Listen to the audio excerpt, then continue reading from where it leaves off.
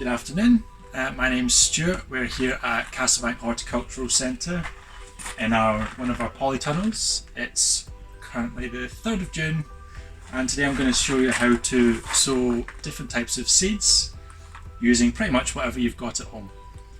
So to start, I've got a few different packets of seeds here. I've got some lettuce, some peas, a couple of different types of beetroots, different varieties, different colours, and some radishes. So these are all things that you can grow in small to medium-sized pots just on the back step, somewhere in the garden. You could grow herbs in small pots on a windowsill. So we'll start, I'm just going to show you, we'll sow some lettuce first. So depending on what you've got at home, ideally you'd use a nice good sized pot like that, or a tray.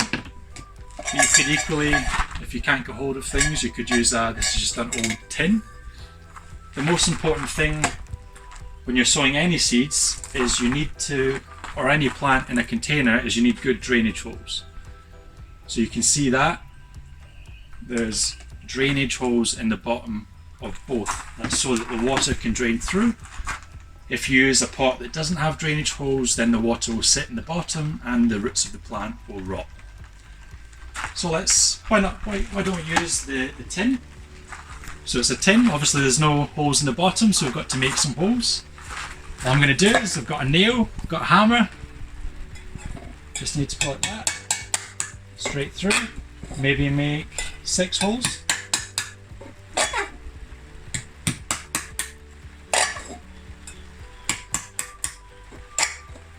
Got some nice drainage holes. So here I've got some multi-purpose compost. You can get seed compost, which is just a bit finer, but multi-purpose will do for most things. So I've got a seed tray here, a compost tray. It just means everything's a bit tidier.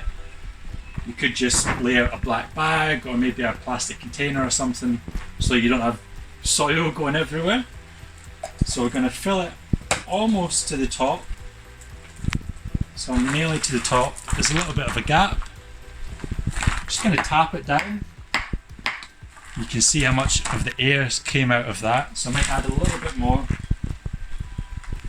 Tap it again. Then what I'm going to do is I'm going to water that. So I just put it there.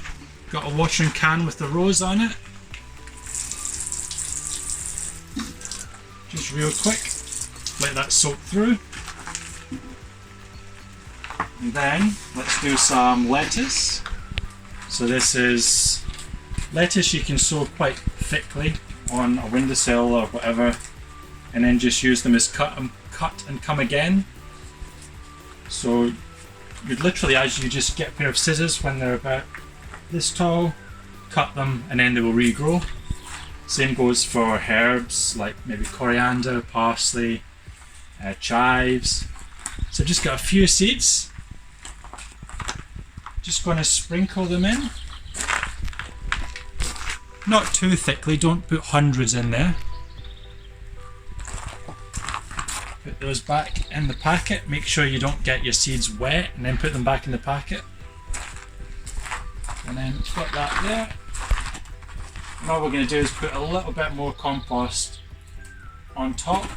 And then an important thing is to write a label so that you know what it is when you sowed it. You can get plastic labels, but here I've just got a lollipop stick. So I'm just going to write